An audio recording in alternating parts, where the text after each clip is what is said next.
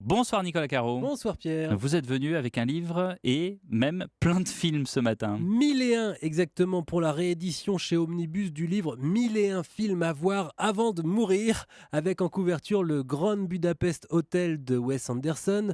C'est un peu la filmothèque idéale mondiale. Mhm. Le premier film présenté est français, il date de 1902, c'est bien sûr Le Voyage dans la Lune de Méliès.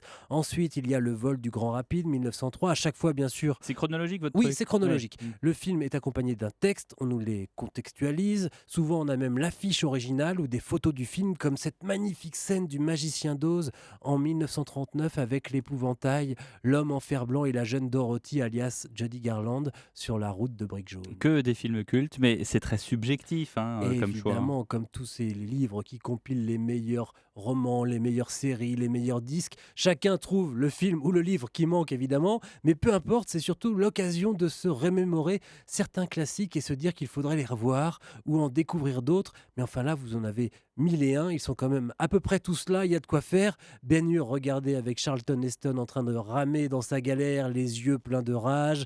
On apprend d'ailleurs dans ce livre que Paul Newman refusa le rôle Tiens, pourquoi?